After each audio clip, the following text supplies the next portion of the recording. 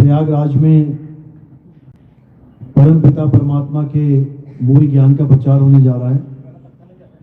बहुत बड़े भाग होते हैं उन जीवों के जो अपने पूरे जीवन काल में एक बार भी इस मूल ज्ञान को सुन पाते हैं, और उससे भी बड़े भाग होते हैं उन जीवों के जो इस मूल ज्ञान को थोड़ा सा भी समझ पाते हैं। क्योंकि इसको सुनना तो आसान है, आए बैठे 1 घंटा सुन के चले गए, लेकिन इसको समझना बहुत मुश्किल है। ये केवल उनकी समझ में आता है जिस पर मालिक की कृपा हो, बंदी छोड़ की दया हो, जिस पर मोहर लगी हो मालिक की। ये केवल उन्हीं को समझ में आता है। अगर मोहर नहीं लगी है तो कोई कितना ही जोर लगा ले, उसको समझ में आने वाला नहीं है। लेकिन फिर भी अरदास करेंगे मालिक से कि जितने भी भगत बैठे हैं सबको मेरी एक एक बात समझ में आए, उन्हें समझ में आए कि इस जीवन का लक्ष्य क्या है, हम क्या करने के लिए संसार में आए हैं, और क्या करके अपना समय बर्बाद करके एक दिन मृत्यु को प्राप्त होकर 84 में जाने की तैयारी कर रहे हैं। इसको समझना पड़ेगा। ये बहुत दुर्लभ जन्म है, ये ऐसे ही नहीं गवा देना है। इस जन्म से ही समझ लो कि आगे के जन्म की पूरी रूपरेखा इसी से निश्चित होती है कि आप कहां जाने वाले हो। क्योंकि जहां आशा तहां वासा। अब आपने ये देखना है कि हमने आस कहां लगा रखी है। बस जहां तुम्हारी आस लगी है वहीं तुम्हारा वास हो जाएगा। तो आज इसी विषय पे सत्संग होगा कि आप आस कहां लगा रहे हो और लगानी कहां है। तो सत्संग शुरू करने से पहले परमात्मा के नाम पे जयकारा लगाएंगे। बोलिए परम पिता परमात्मा की, सदगुरु बंदी छोड़ कबीर साहिब की, सभी संतों की, सभी भक्तों की, आज के आनंद की, सकल हंस को बंदगी, साहेब बंदगी सतनाम। तो मालिक कह रहे हैं जहां आशा तहां वासा होई, और वाह को रोक सके ना कोई। यानी जहां तुम्हारी आस लगी है, चाहे तुम हिंदू हो, चाहे तुम मुसलमान हो, चाहे तुम सिख हो, ईसाई हो, यहूदी हो, जैनी हो, बौद्धिस्ट हो, इससे कोई मतलब नहीं है। हो तो तुम इंसान, तुम आस्तिक हो या नास्तिक हो, इससे कोई मतलब नहीं है। हो तो तुम इंसान। अब ये इंसान किस विषय को अपना जीवन का लक्ष्य बना के बैठ गया है, इस पे डिपेंड करता है कि वो आगे कहां जाने वाला है। जिस बच्चे ने अपने जीवन का लक्ष्य बना रखा है कि मैंने डॉक्टर बनना है, क्या वो इंजीनियर बनेगा? वो पहले ही बायो चूज कर लेगा, मैथ छोड़ देगा। तो बना के दिखा दो उसको इंजीनियर। जिसने पहले ही निर्णय कर रखा है कि मैं तो फौजी बनूंगा, पूरे दिन प्रैक्टिस कर रहा है, पूरा दिन, उसको तुम डॉक्टर बना के दिखा दो। जिसने ये सोच लिया है मैं तो एथलीट बनूंगा, उसको तुम साइंटिस्ट बना के दिखा दो।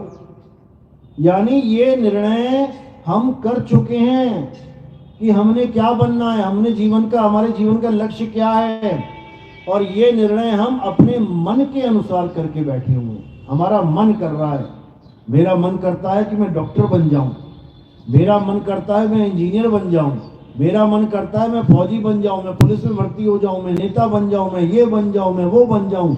आप जो भी बने बैठे हो ना आज, इसी मन की वजह से बने बैठे हो, और जहां आगे जाने वाले हो इसी मन की वजह से जाने वाले हो। इसीलिए साहिब ने बोला मन जाता है तो जाने दे, और तू थाम के राख शरीर, उतरा पड़ा कमान से, अरे क्या कर साके थी। यानी ये मत सोचना कि मैं तो राम राम राम कर रही हूं, मैं तो राधे राधे जप रहा हूं, मैं तो भागवत का पाठ करता हूं, मैं तो मंत्र जपता हूं, मैं तो यज्ञ कर रहा हूं, मैं कलमा पढ़ रहा हूं, नमाजें पढ़ रहा हूं, मैं गुरु ग्रंथ साहब पढ़ रहा हूं, वाहिगुरु वाहिगुरु कर रहा हूं, मैं ईसाई हूं, चर्च जा रहा हूं, प्रेयर कर रहा हूं तो मेरी मुक्ति हो जाएगी।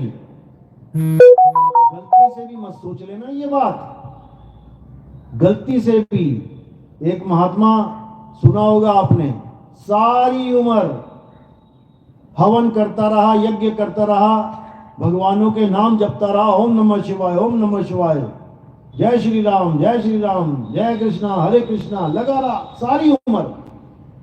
बूढ़ा हो गया, नाम जपते जपते, कर्म कांड करते करते, एक दिन क्या हुआ, उसके आश्रम में हिरण का बच्चा आ गया। उसने पाल लिया, खूब घास खिलाए।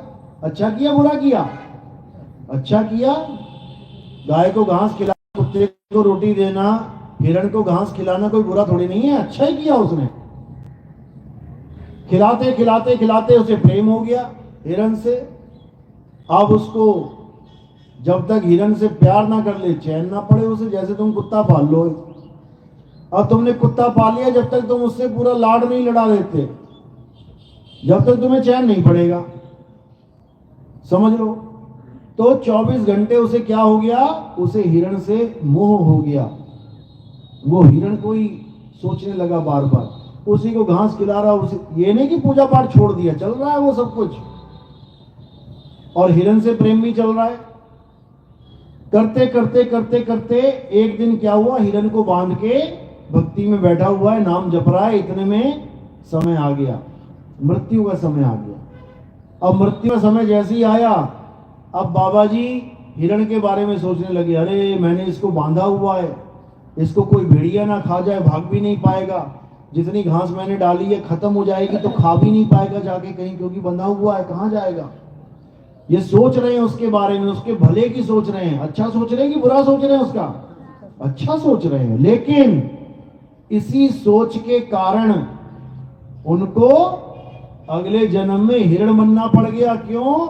हिरण के बारे में सोचते सोचते सोचते प्राण त्याग दिए। इसको कहते हैं जहां आशा तहां वासा। अब तुम कहोगे हम थोड़ी नहीं हिरण बनेंगे, हमने थोड़ी नहीं हिरण पाल रखा है। तुमने हिरण नहीं, तुमने बहुत कुछ पाल रखा है। समझ लो, ये जो बच्चे हैं ना तुम्हारे, ये तुम पाल रहे हो। तुम्हारी सुरता एक एक सेकंड बच्चे में लगी हुई है। मेरा बच्चा स्कूल गया है, ठीक ठाक आएगा कि नहीं, कुछ हो ना जाए, लड़ना पड़े, बच्चा गिर ना जाए, चोट ना लग जाए, मार्केट गया है कोई उठा के ना ले जाए, हे भगवान मेरे बच्चे को सलामत रखना। पाल रखा है बच्चा, समझ लो। तो कुछ ना कुछ हमारे दिमाग में 24 घंटे चलता रहता है। ये चला कौन रहा है? मन। ये मन चला रहा है। ये तुम्हें एक सेकंड भी फ्री नहीं रहने देता। 24 घंटे कुछ ना कुछ तुम्हारे दिमाग में लाता ही रहेगा। क्यों? ताकि तुम उसके बारे में सोचते रहो। एक भी मिनट फ्री नहीं रहने देगा तुम्हें। क्यों? क्योंकि सोचते रहोगे सोचते रहोगे सोचते रहोगे, एकदम अटैक आएगा, एकदम मृत्यु आएगी, और जहां सोच रहे होगे उसी में समा जाओ। समझ लो, संतों ने बाणियां लिख दी अंत समय के लिए, हमें समझाने के लिए। क्या कह रहे हैं? अंत काले जो लक्ष्मी सिमरे, ऐसी चिंता में देह मरे, सरप जून वो वल वल उतरे। जो अंत समय में पैसा पैसा पैसा करता मर रहा है, मेरा मकान, मेरा दुकान, मेरा सब संपत्ति, मैंने इतना बैंक बैलेंस बना लिया, अब क्या होगा, मैं तो जा रहा हूं, सांप की योनि में चला जाएगा वो। तुमने देखा होगा पुराने खजाने जहां भी निकलते हैं वहां तुम्हें सांप मिलेंगे जरूर, खजाने के आसपास मटका भी मिलेगा खजाने का, तो उसके अंदर सांप बैठा होगा, क्योंकि सुरता धन में चली गई। तो कह रहे अंत काले जो लड़का सिमरे, ऐसी चिंता में देह मरे, सुकर जन्म वो वल वल उतरे। जो अपने बच्चों को बहुत प्यार करते हैं, पड़े हुए हैं मोह में, मरने वाले हैं, तो क्या कह रहे हैं, मेरे बेटे की शक्ल दिखा दो मुझे, बस मेरी आखिरी इच्छा यही है, उसके बाद मैं मर जाऊंगी। उसको कौन सा जन्म मिलेगा? सुअर। सुअर जन्म वो वल वल उतरे। क्यों? 20-20 बच्चे होते हैं सुअर के एक बार में। 5 बार बच्चे हो गए तो कितने हो गए? 100 बच्चे हो गए, गंधारी बन गई वो सुअरनी। अब 100 बच्चे लेके टहल रही है। क्यों? सुरता बच्चों में फंसी है। अब कह रहे अंत काल जो स्त्री सिमरे, ऐसी चिंता में दे मरे, वैश्या जन्म वो वल वल उतरे। यहां स्त्री यानी काम वासना की बात चल रही है। जिनका ध्यान अंत समय में भी काम वासना में रह रहा है, कहते हैं वैश्या जन्म वल वल उतरे। उसको पल पल काम वासना ही मिलेगी, उसको ऐसे योनि मिल जाएगी कि बेचारी सारी उम्र वैश्या बन के टहलेगी। केवल औरतों के लिए नहीं, आदमियों के लिए भी है ये। किसी का भी जन्म मिल सकता है, किसी को भी। ये नहीं सोचना आदमी आदमी बनेगा, औरत औरत बनेगी, ऐसा नहीं है। तो कहते हैं कहीं ना कहीं किसी ना किसी की सूरत हमेशा फंसी है। बस आपने ये देखना है कि मेरी वाली कहां फंसी है, मेरी सुरता कहां फंसी है। तुम्हें खुद समझ में आना चाहिए, क्योंकि बंधन तुम खुद तोड़ोगे तभी टूटेगा, बंधन तुम खुद खोलोगे तभी खुलेगा। क्यों? क्योंकि बंधन तुमने ही लगा रखा है, ये तुमने ही लगा रखा है। जूते का फीता तुम बांधते हो ना, और तुम ही खोलोगे घर आके, समझ लो, तुम ही ने बांधा है और तुम ही खोलोगे। तो साहिब इसीलिए समझा रहे हैं कि पहले बंधन जान लो, ये बंधन है क्या। बहु बंधन में बांधया, और एक बेचारा जीव, केवल छूटे आपने जो न छुड़ाए पीव। पहले तो ये समझ लो कि जिसको तुम अपना परिवार समझ रहे हो, अपनी माँ, अपना बेटा, अपने पिताजी, ये तुम्हारे पिताजी, तुम्हारी माँ, तुम्हारे बेटे नहीं है। पहले तो इस भ्रम को अपने दिमाग से निकाल लो। अगर तुम इनको अपने माँ बाप भाई बेटा समझते रहे तो तुम पक्का 84 में जाने वाले हो, समझ लो। कोई किसी की माँ नहीं, कोई किसी का बेटा नहीं, कोई किसी का बाप नहीं, कोई किसी का भाई नहीं, समझ लो। मां किसको मान लिया? जिसके गर्भ से निकल आए उसको मां मान लिया, समझो। गर्भ तो करोड़ों अरबों खरबों है यहाँ पे, कहां गर्भ नहीं है बता दो, कौन सी योनि में? कुतिया घूम रही है गर्भ लेके, गधी घूम रही है गर्भ लेके, हाथी हथनी घूम रही है गर्भ लेके, सारी योनियों में गर्भ जोनियां है कि नहीं? और इस दुनिया में आने का एक ही रास्ता है। जैसे महाकुंभ में 100 बना रखी है एंट्रियां, दरवाजे बना रखे हैं। अब आने का तो रास्ता दरवाजा ही है। अब एक दरवाजे से दो चार निकल गए, वो सोच रहे हैं हम भाई भाई हैं, और दूसरे वाले से जो एंट्री कर गए उसको कह रहे वो पराया है। मां के गर्भ से ही आए हैं सारे यहाँ पे। एक गर्भ से एक बच्चा, 2 बच्चा, 3 बच्चा, 4 बच्चा, 5 बच्चा निकल गया तो वो सोच रहे हैं हम भाई भाई हैं, क्यों? हमारी एक मां है। और जो पड़ोसी की गर्भ से निकल गया उसको कह रहे ये हमारा भाई नहीं है। अरे तुम सारे भाई हो, सबका एक परम पिता परमात्मा, और सब उसके बच्चे भाई हो कि नहीं हो? तुम भाई भाई हो। लेकिन माया ने ऐसा खेल रचाया कि किसी को मां बना दिया, किसी को भाई बना दिया, किसी को चाचा बना दिया, किसी को दादी बना दी, केवल इसी गर्भ जून की वजह से। क्यों रिश्ते आए हैं तुम्हारे इतने सारे? केवल इसलिए कि तुम जिस मां के गर्भ से निकले हो, तुमने उससे रिलेटेड सबको अपना रिश्तेदार मान लिया, समझो। यहां कोई किसी की मां नहीं, कोई किसी का बेटा नहीं। युगों युगों से पता नहीं किस किस के मां, किस किस के बाप, किस किस के भाई बहन बनते आ रहे हैं। तुम एक मां को पकड़ के बैठे हो, ये मेरी मां है, पिछले जन्म वाली, उससे पिछले जन्म वाली, उससे पिछले वाली, पूरा हिसाब लगाओगे तो सारी दुनिया पे मां खड़ी हो जाएंगी, वो भी कम पड़ जाएगी दुनिया। इतने जन्म ले चुके हो तुम, सारी दुनिया में जहां जहां जमीन है एक एक औरत खड़ी कर दो, इतनी मां तुम छोड़ के आ चुके हो। और अब जिसके गर्भ से निकल गए हो तुमने उसको केवल अपनी मां मान लिया है। कब तक? इस जन्म तक। और इस जन्म के बाद अगला जन्म मिल गया तो कुत्ते का मिल गया, बिल्ली का मिल गया, चूहे का मिल गया, तो फिर दूसरी मां चालू हो जाएगी। फिर कुतिया को मां कहना पड़ेगा, उसका दूध पीना पड़ेगा। आज कोई कहे ना चल कुतिया का दूध पी ले, ना ना मैं ना पीता। और जब कुत्ता बन जाएगा ना, फिर बाकियों को पीछे हटा हटा के खुद पिएगा। देखा ना 6-7 कुत्ते होते हैं, जो तगड़ा वाला होता है वो बाकियों को पीछे कर देता है, हट मैं पीऊंगा तेरा हिस्सा भी। पीना पड़ेगा। ये मत सोचना कि कुत्ते की किस्मत कुछ कोई और लिख रहा है। जिसने तुम्हारी लिखी है उसने कुत्ते की भी लिखी है, समझ लो। लेकिन तुम्हें एक मौका दे दिया उसने, इंसानी जन्म मिल गया। इसको अच्छे से समझ लो, ये जन्म मिला क्यों है? ये यहाँ पे रिश्ते नाते निभाने के लिए नहीं मिला कि तुम सोचो मुझे जन्म क्यों मिला, मैं अच्छी सी बीवी बन जाऊं, अच्छी सी माँ बन जाऊं, फिर अच्छी सी दादी बन जाऊं और मर जाऊं, हो गया जन्म सफल। जन्म सफल नहीं हुआ, बेड़ा गर्क हो गया तुम्हारा। जन्म सफल कब होगा? जब तुम्हारी सुरता सत्य के साथ जुड़ेगी, यानी तुम्हारा ध्यान सत्य के साथ जुड़ेगा, तब तुम्हारा जन्म सफल होगा। लेकिन सत्य है क्या? क्या मां सत्य है, या पिता सत्य है, या भाई बहन सत्य है, या मकान दुकान सत्य है, या ये दुनिया सत्य है? कुछ भी सत्य नहीं है यहाँ पे। ये देश ही माया का है, मायावी देश कहते हैं इसको, माया नगरी, माया नगरी बोलते हैं इसको।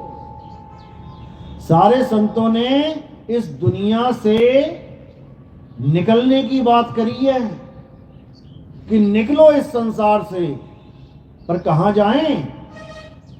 कोई कह रहा है स्वर्ग चलो, अरे वो भी तो एक संसार है, वहां पर भी दुकान मकान लगी है, सोफे लगे हैं, औरतें नाच रही हैं। वहां स्वर्ग में क्या चल रहा है? सोमरस पी रहे हैं और बढ़िया नाच देख रहे हैं। उसके बाद राक्षस आते हैं तो अपना झंडा झोला उठा के भागना पड़ रहा है। सारे देवी देवता भाग जाते हैं वहां से जब राक्षस अटैक करते हैं, देखा ना टीवी में। तो क्या करेंगे ऐसे स्वर्ग का? ऐसे स्वर्ग का हमने क्या करना है?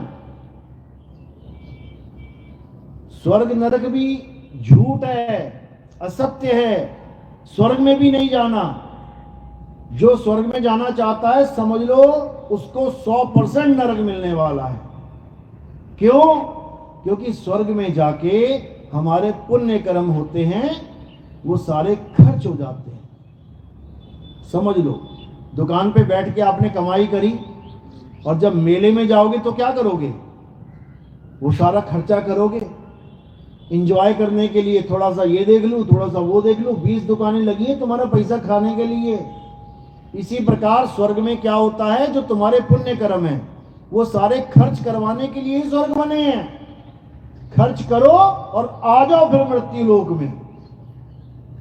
इसी को बोला है तपो राज राजो नरकम, यानी एक बाबा जो तपस्या कर रहा है हिमालय पे जाके, शरीर गला दिया उसने, तो क्या मिलेगा उसे?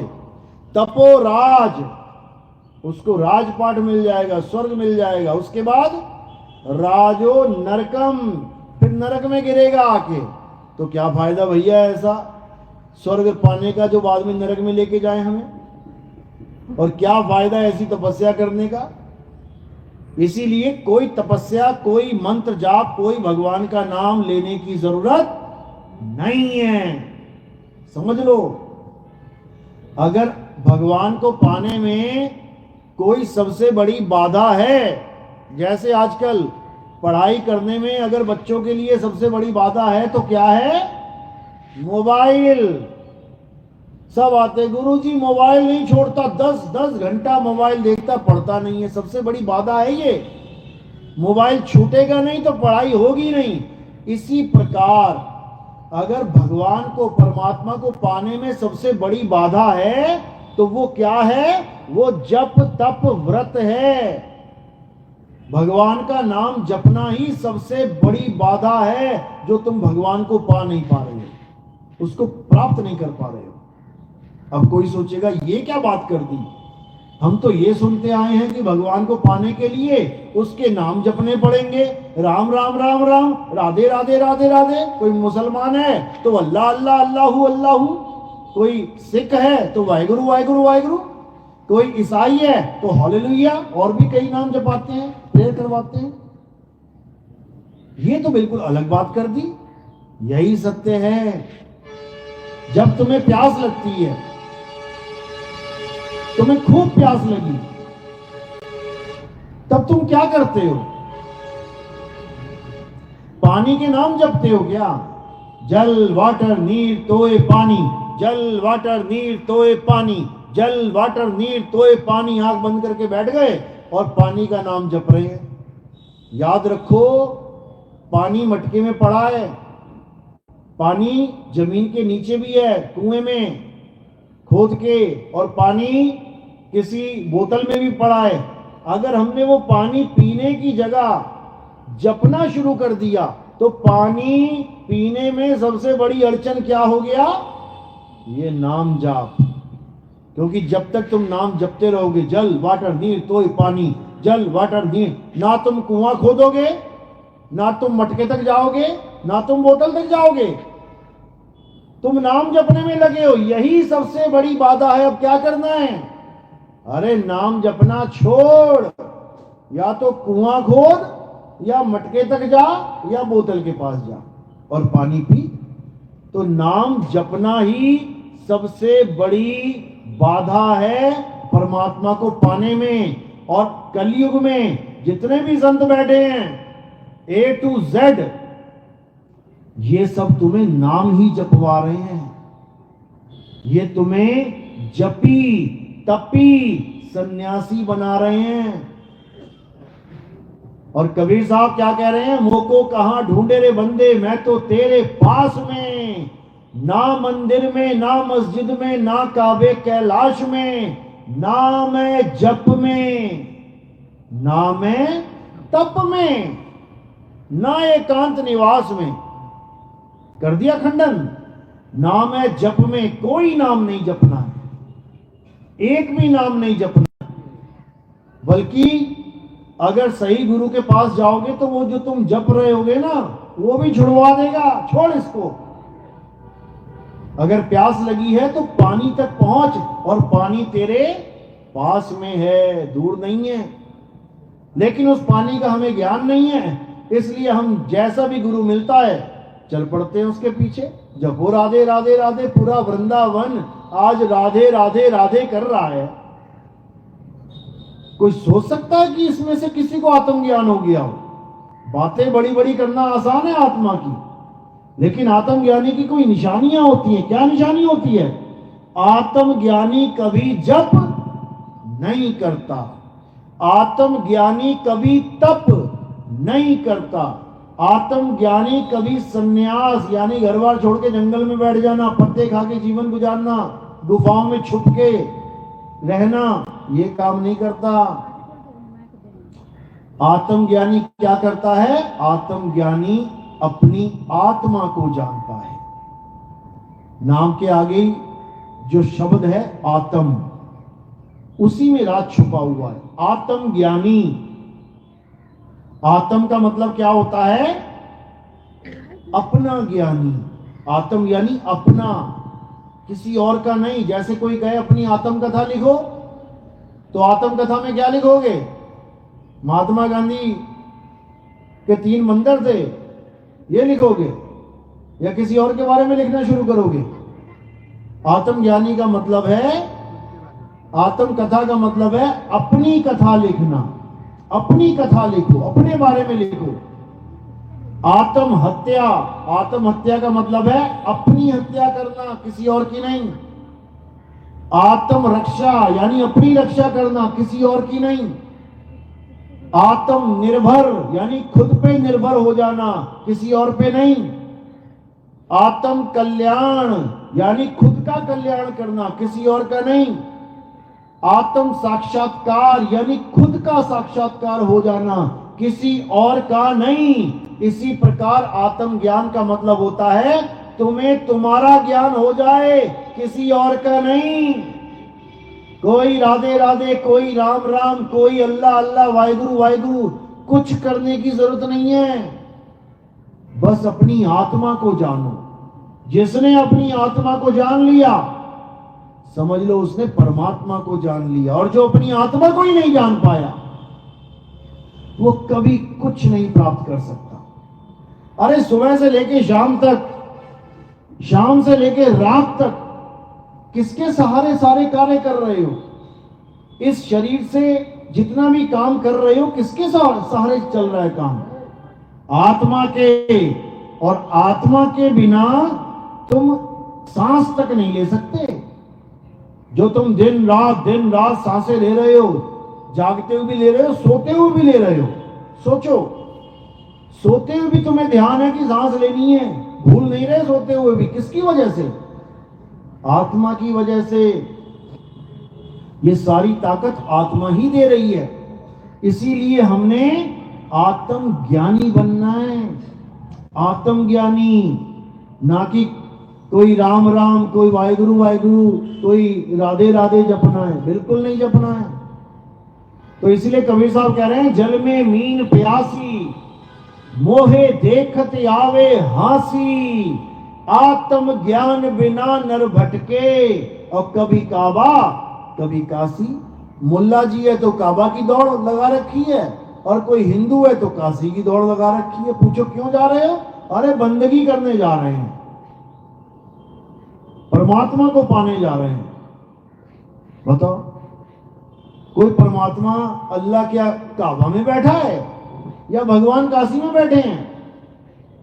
वहां मंदिर है, वहां मस्जिद है।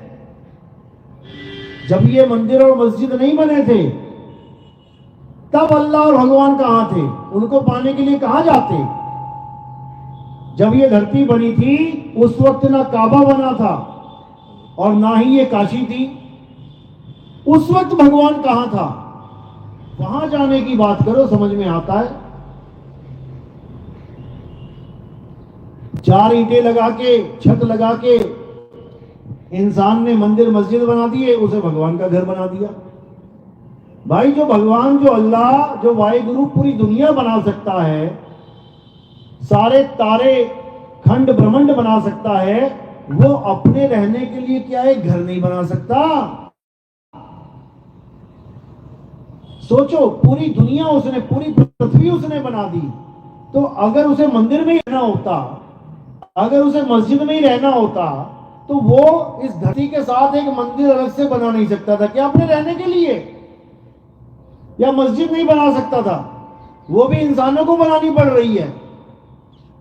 सोचो, जिसने सारी दुनिया बना दी उसका मकान हमें बनाना पड़ रहा है, वो भी चंदा मांग मांग के। तू भी दे दे, तू भी दे दे, तू भी। तुम अपना मकान कभी चंदा मांग के नहीं बनाते। अपना मकान तुम कभी चंदा मांग के नहीं बनाते, और जिसने ये सारी दुनिया बनाई है उसका मकान तुम चंदा मांग मांग के बना रहे हो। सोचो, लानत है, लानत जिसको कहते हैं। इससे बढ़िया तो ये है कि तुम खुद ही उससे अरदास कर दो, हे परमात्मा अपना मकान बना लो ना, हे अल्लाह अपना मकान बना लो, अरदास कर लो।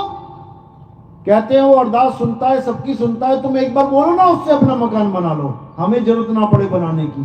क्यों? ये हिंदू मुसलमान के दंगे, राम जी का मंदिर बनाने में कितने साल लग गए, परमिशन ही नहीं मिल रही है। बताओ, जिसने सारी दुनिया बनाई है उसी का मंदिर बनाने की परमिशन नहीं मिल रही है। सोचो, और अगर राम जी को मंदिर बनाने की जरूरत होती तो तुमसे तो वो कभी कहते ही ना। उनका एक बहुत बढ़िया सेवादार है। कौन है? हनुमान जी, जो एक हाथ में पूरा पर्वत ला सकता है। सोचो वो मंदिर कितना बड़ा बना सकता है। मुगलों की पूरा पुश्ते खत्म हो जाती तोड़ते तोड़ते।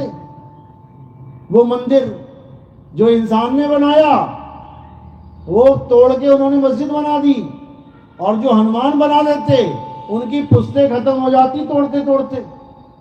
क्या मुगल हिमालय पर्वत को तोड़ सकते हैं?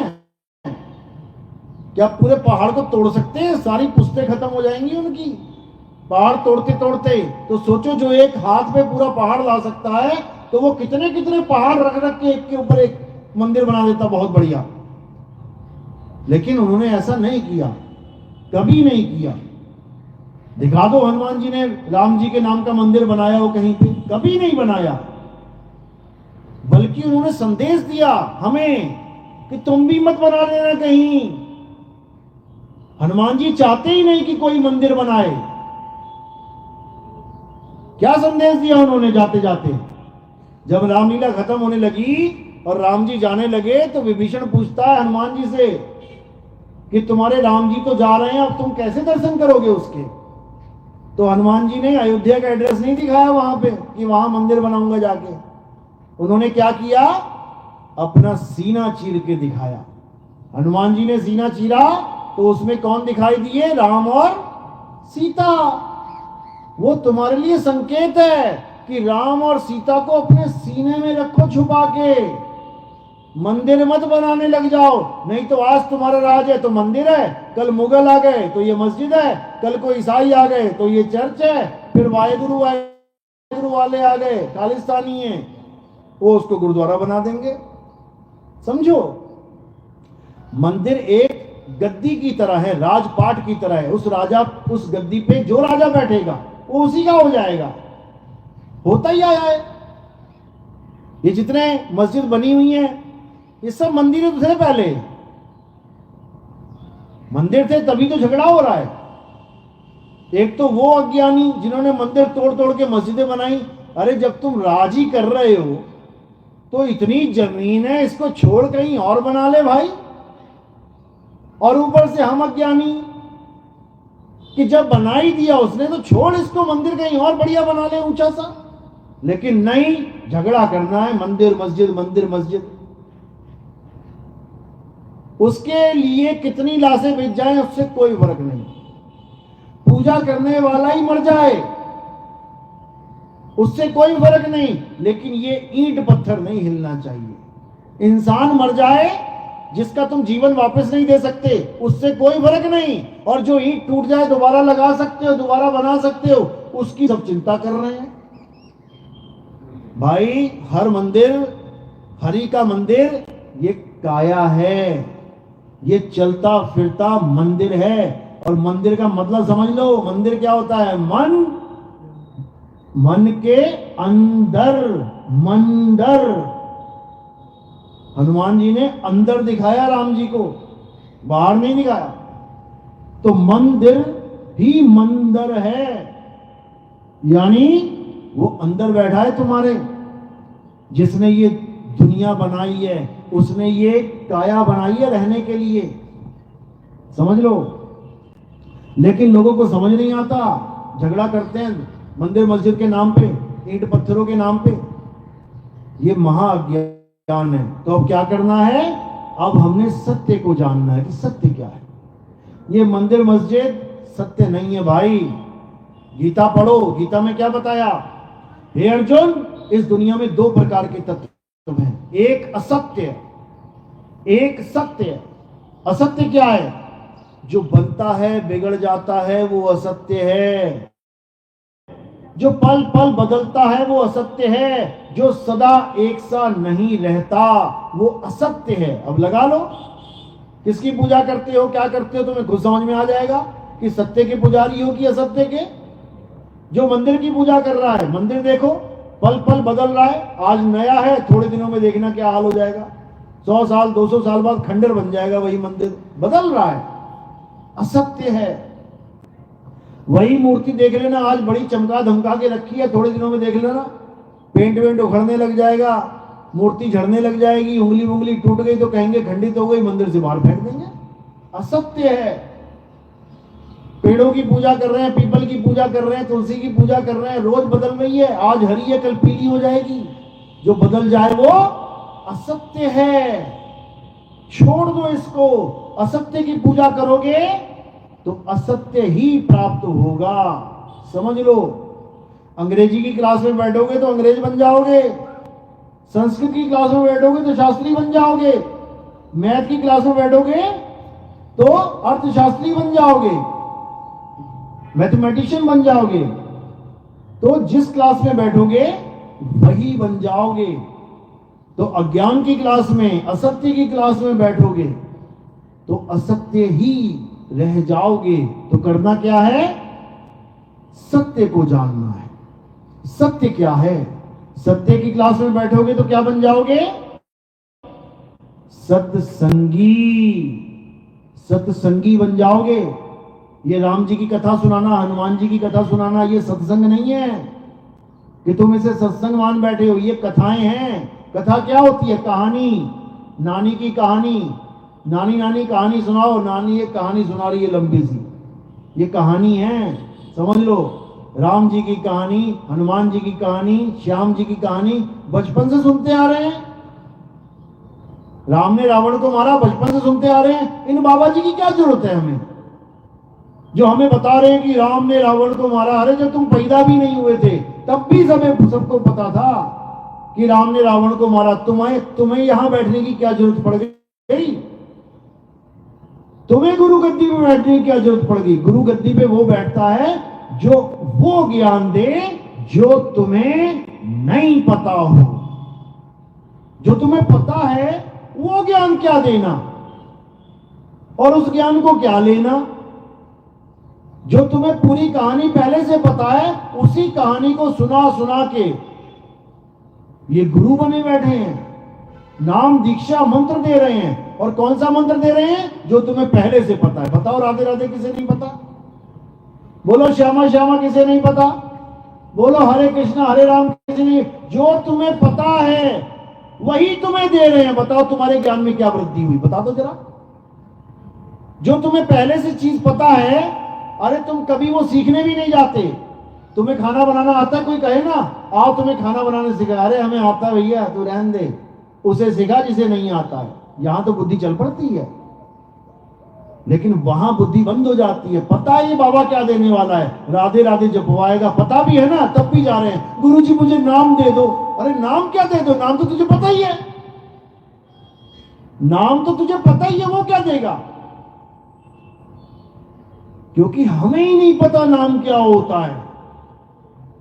हम सोच रहे हैं नाम क्या होता है, राम कृष्ण हनुमान राधे राधे ये नाम होता है। ये नाम नहीं है, इसको नाम मत समझ लेना, ये अक्षर है, अक्षर।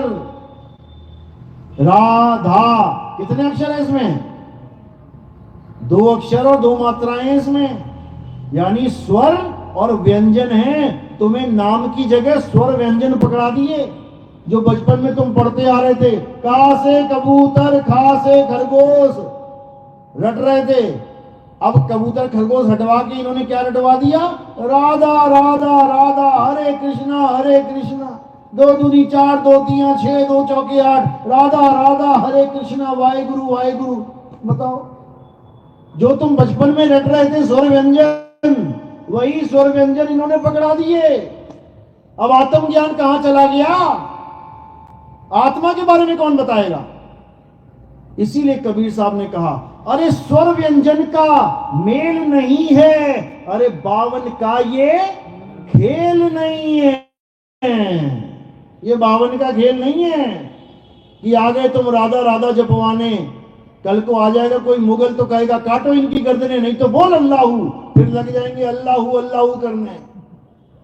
समझ लो, यहां पे आत्म ज्ञान की बात चल रही है। आत्म ज्ञान, यहां ना कोई राधा ना कोई श्याम, यहां चला है तो केवल आत्म ज्ञान। आत्म ज्ञान चलता है यहां पे। और कृष्ण जी राधे राधे करवाने नहीं आए थे यहां पे कि अर्जुन को कह रहे हैं युद्ध रोकने के बाद, हे अर्जुन राधे राधे जपो तो तुम्हारी मुक्ति हो जाएगी। दिखा दो जरा, दिखा दो एक बार भी। गीता में कहीं लिखा है कि राधे राधे जपो? गीता में लिखा है, हे अर्जुन ये आत्मा अजन्मा है, नित्य है, शाश्वत है, पुरातन है। ये आत्मा ही सत्य सनातन है। इस आत्मा को ना तो कोई शस्त्र काट सकता है, ना इस आत्मा को कोई अग्नि जला सकती है, ना इस आत्मा को कोई पानी भिगो सकता है, ना इस आत्मा को कोई वायु सुखा सकती है। ये लिखा है, ये लिखा है अध्याय 3 17वां श्लोक। हे अर्जुन, जो अपनी आत्मा में रमण करता है, जो अपनी आत्मा में तृप्त है, जो अपनी आत्मा में संतुष्ट है, उसके लिए कोई धार्मिक कर्म कर्तव्य लागू ही नहीं होता। ये राधे राधे हरे कृष्णा अल्लाहू अकबर वाहेगुरु, ये कुछ करने की जरूरत ही नहीं है, जरूरत ही नहीं है। लेकिन जिसको आत्मज्ञान नहीं है वो बेचारा यही करेगा सारी उम्र। समझ लो, फीकी चाय कौन पीता है? जिसके घर में चीनी नहीं होती वो फीकी पिएगा, क्या करेगा बेचारा। और जिसके घर में गुड़ शक्कर मिश्री है वो कभी ना पिए फीकी चाय। तो इसीलिए आत्मज्ञान है तो ये कोई मंत्र जंतर तंत्र किसी काम का नहीं है। और आत्मज्ञान नहीं है तो जपते रहो राधा राधा राधा सारी उम्र, उससे क्या हो जाएगा? जीवी तो हिलाई है, माला ही तो घुमाई है। कबीर साहब कह रहे हैं माला तो कर में फिरे, अरे जीव फिरे मुख माही, और मनवा दसहूं दिसी फिरे, ये तो सिमरन नाही नाही। ये तुम्हारा समय बर्बाद हो रहा है। समय बर्बाद करने से बचाना चाहते हो तो आत्म ज्ञान को जानो, अपने आप को पहचानो कि तुम क्या हो। तुम शरीर नहीं, तुम आत्मा हो। आत्मा का नाम सुना है? सबने सुना है? अपनी अपनी आत्मा लेके आए हो साथ में? घर तो नहीं छोड़ गई किसी की? देख लो, चेक कर लो, हाथ लगा के देख लो एक बार। अभी बोलो ना, पर्स लेके आए हो कि नहीं लेके? हाँ लेके आई हूं। हाथ लगा के चेक कर लो। हाँ हाँ चेक कर लिया। आत्मा को भी चेक करो जरा, हाथ लगा के। कहाँ है? क्या प्रमाण है कि आत्मा आई है तुम्हारे साथ? क्या पता रास्ते में रह गई हो इमली विमली खाने के लिए। प्रमाण है, वो यही है। क्या प्रमाण है? उसी की यहां पहुंच पाए हो। अगर रास्ते में वो शरीर छोड़ देती ना, वहीं पड़े होते कहीं धूल में, मुंह पड़ा होता। यहां पर भी है, वहां पर भी है, जहां तुम जाओ वो वहीं है। वो तुम्हें छोड़ ही नहीं सकती। समझ लो, उसी की वजह से सारे कार्य सिद्ध हो रहे हैं। ये राधे राधे राधे राधे किसकी वजह से? उसी आत्मा की वजह से। मुल्ला जी अल्लाहू अकबर किसकी वजह से बोल रहा है? उसी आत्मा से। वाहिगुरु वाहिगुरु वाहिगुरु किसकी वजह से बोल रहा है? सिख आत्मा की वजह से। और ईसाई चर्च जा रहा है हालेलुया किसकी वजह से? उसी आत्मा की वजह से। यहूदी यहोवा यहोवा गा रहे हैं किसकी वजह से? उसी आत्मा की वजह से। यानी आत्मा को तो नहीं जान पा रहे हैं। आत्मा से निकलने वाले सारे शब्दों को पकड़ लिया है, अपने अपने शब्दों को बैठ गए। पकड़ा भी क्या? स्वर और व्यंजन। और क्या पकड़ लिया? तो इसी स्वर व्यंजन में 52 अक्षरों में सारा संसार गोते खा रहा है। तो कबीर साहब ने सबसे बड़ा प्रहार 52 अक्षरों पे किया है। अरे 52 अक्षर जीव आधारा, आदि अक्षर जीव व्यासे न्यारा, वाही को सत सिमरण कहिए, और सिमर सिमर नर उतरो पारा। पार उतरना है तो 52 अक्षर छोड़ और आत्म अक्षर को जान। आत्म अक्षर को। 52 अक्षर देने वाले जितने भी गुरु हैं, इन्हीं को काल का चेला। एक होता है मर्द का चेला और एक होता है काल का चेला। मर्द का चेला वो होता है जो शब्द गुरु की साधना करवाए, और काल का चेला वो होता है जो 52 अक्षर जपवाए। जो नर पड़े 52 के फेरा, सो नर जानो काल के चेरा। जब 52 का टूटे डोरा, सहजे छूटे काल झकोरा। और फिर नहीं आए फिर नहीं जाए, सार शब्द में रहे समाये। यानी 52 का डोरा टूट गया, काल भगवान का खेल छूट गया, अब नहीं आता, अब गर्भ जून में नहीं आता। क्योंकि लोगों को पता ही नहीं है दुनिया बनाता कौन है। जो दुनिया बना रहा है उसी की पूजा में लगे हैं। जो दुनिया बनाने के बाद उसका विनाश कर रहा है, तुम्हारे घर में बच्चे पैदा कर रहा है, उसके बाद उन्हीं की मृत्यु का कारण बन रहा है, उसी की पूजा में लगे हैं।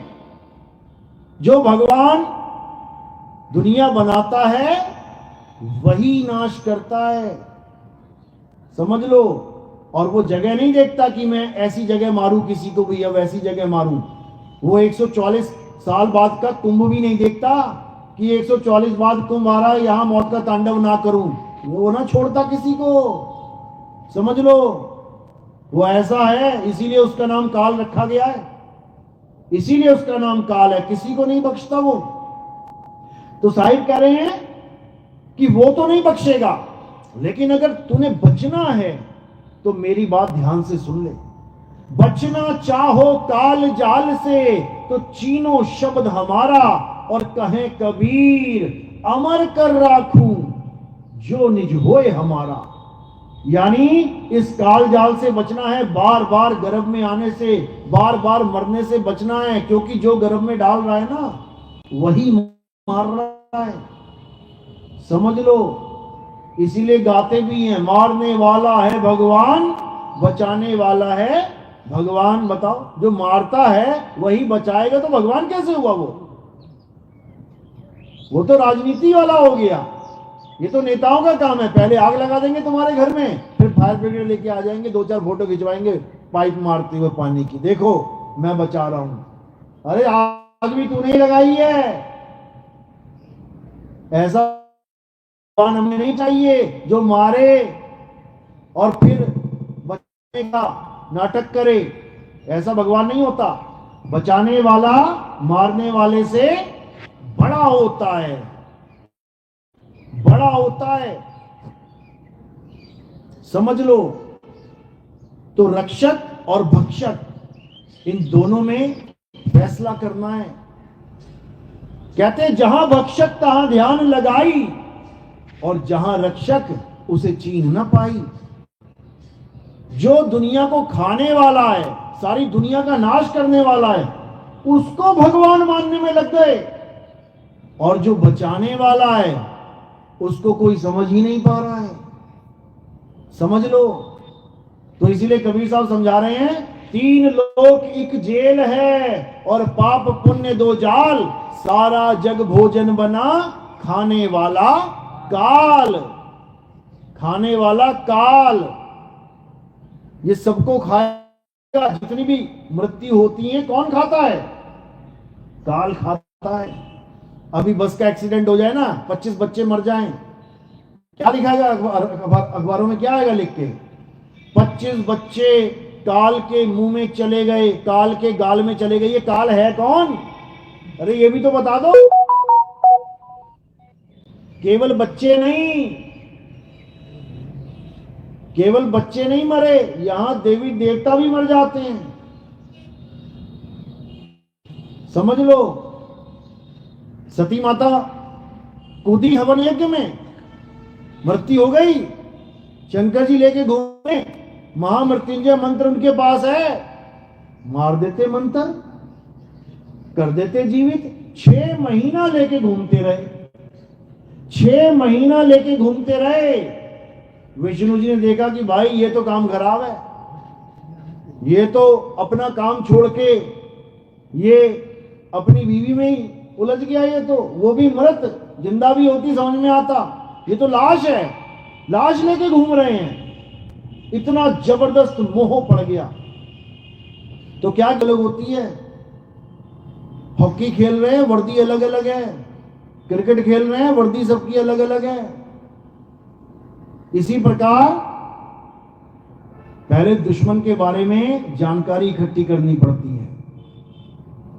कितने आदमी हैं, क्या क्या हथियार हैं, तभी तो आगे बढ़ेंगे। पता लगा तुम देसी तमंचा लेके निकल गए, वो AK-47 लेके बैठा है, हालत खराब कर देगा तुम्हारी। तो तुम्हें पता होना चाहिए कि अगर मेरी जंग मन से है तो मुझे हथियार क्या चाहिए, ये मन मरता कैसे है। कबीर साहब कह रहे हैं ना, अरे माया मरी ना मन मुआ, ये दोनों नहीं मरते कभी, क्योंकि ये दोनों इस दुनिया के राजा हैं, राजा और रानी बने बैठे हैं ये। अरे माया मरी ना मन मुआ, मरी मरी गया शरीर, आशा तृष्णा नाम हुई, और कह गए संत कबीर। इनका जाल क्या है? आशा और तृष्णा का। अगला जन्म किससे मिलता है? आशा और तृष्णा का। तो कबीर साहब ने पहले ही निबेड़ा कर दिया, अरे आशा तज के रहो निराशा, और कहे कबीर फिर देख तमाशा। दे ब्रेड पे आमलेट लगा लगा के बच्चों को दे रहे हैं, यही अज्ञानता है। तो ये सब इसलिए है क्योंकि हमारे ज्ञानी पुरुष ही अज्ञानी है। टीचर अज्ञानी होगा, टीचर ने 2 दूनी 5 सिखा दिया तो बच्चा क्या करेगा? वो भी 2 दूनी 5 ही बोलेगा। तो ये सारा कसूर टीचरों का है, अज्ञानियों का है, जो गुरु बने बैठे हुए हैं। इसलिए क्या करना है? अब सत्य को जानना है, और जितना अज्ञान है उसको खत्म करके एक सत्य का झंडा स्थापित करना है। सत्य का झंडा क्या है? आत्मदेव। अब आत्म देव की पूजा करनी है, जो श्रीमन से आगे का ज्ञान है, मन और माया से आगे का ज्ञान है, उसी से कल्याण होगा। चलो, तो आज का सत्संग यही समाप्त करते हैं, और उम्मीद है कुछ बात समझ में आई होगी। किस किस के समझ में आई? जरा हाथ खड़ा करो। चलो, बहुत अच्छी बात है। अच्छा, सबके आ गई, क्या बात है। अभी रामनवमी आएगी ना, गणेश चतुर्थी, सब वहां श्रीमन नारायण करते मिलेंगे सब। लेकिन कोई बात नहीं, समझाने वाले ने समझा दिया।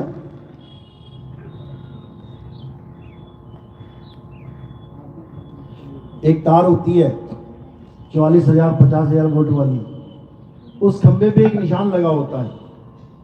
कौन सा निशान होता है? आओ और छू लो। उस पे हड्डी बनी होती है, खोपड़ी बनी होती है, और 2 हड्डियां क्रॉस वाली बनी होती है, कांटा मार रखा होता है, यानी मत आ जाना यहाँ पे, ये सोना सा चेहरा है ना तेरा, ऐसा हो जाएगा। वो तुम्हारा भविष्य चिपका रखा है वहां पे, इसको छूने के बाद तू ऐसा हो जाएगा। अब बताने वाले ने बता दिया, और फिर भी अगर तुम छूओगे तो तुम होशियार हो कि मूर्ख हो? क्या हो?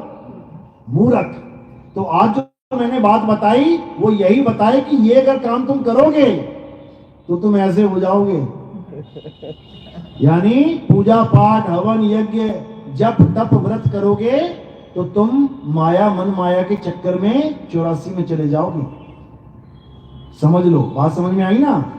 तो अब जैसी तुम थाली उठाओगी और दिया जलाओगी और पूजा करने लगोगी तो एक बार विचार करना कि मैं क्या कर रही हूं। क्या मैं होशियार हूं या मैं मूर्ख हूं? इतना कुछ समझने के बाद भी मैं वही काम कर रही हूं जो मना किया गया है। समझना, इसको विचार करना, उसी वक्त तुम्हारा मन पलट जाएगा और तुम आत्म ज्ञान में आ जाओगे। और अगर तुम एक बार आत्म ज्ञान में आ गए तो तुम पक्के सनातनी हो जाओगे। अभी तुम सनातनी नहीं हो। तुम कितने ही मंदिर बना लो, तुम कितने झंडे लगवा लो, तुम कितने ही जय श्री राम जय हनुमान कर लो, तुम्हें सनातनी की डेफिनेशन भी नहीं पता। सनातन की डेफिनेशन भी नहीं पता। अगर सनातन की डेफिनेशन जानना चाहते हो कि हम कैसे सनातनी बने, तो गीता में अध्याय 2 24वां श्लोक पढ़ लेना अच्छी तरह। उसमें बता रखा है कि तुम कब सनातनी हो और कब नहीं हो। क्या लिखा उसमें? हे अर्जुन, ये आत्मा अजन्मा है, नित्य है, शाश्वत है। इसको कोई जला नहीं सकता, इसको कोई काट नहीं सकता, इसको कोई सुखा नहीं सकता, इसको कोई भिगो नहीं सकता, इसको कोई छेद नहीं सकता, इसमें तीर नहीं मारा जा सकता। ये अचल है, यानी ये चलता नहीं है। यानी तुम जिसकी पूजा कर रहे हो अगर वो चलता है तो तुम सनातनी नहीं हो। समझ लो, वो अचल है, वो सदा स्थिर रहने वाला है। अगर वो स्थिर नहीं है, इधर से इधर हिल रहा है, तो तुम सनातनी नहीं हो। तुम राम जी की पूजा करते हो ना, राम जी अयोध्या से कहां चले गए थे? हिल हिल के, हिलते हुए गए थे ना, चलते हुए श्रीलंका पहुंच गए। अगर वो हिल रहे हैं और तुम उसकी पूजा कर रहे हो तो तुम सनातनी नहीं हो। हनुमान जी एक छलांग मार के कहां से कहां पहुंच गए? अचल नहीं है, चल रहे हैं। और तुम अचल की पूजा नहीं कर रहे हो, चलने वाले की पूजा कर रहे हो, तो तुम सनातनी नहीं हो। जिसका जन्म और जिसका नाश हो जा रहा है, अगर तुम उसकी पूजा कर रहे हो तो तुम सनातनी नहीं हो। ये अध्याय 2 24वें श्लोक में लिखा हुआ है।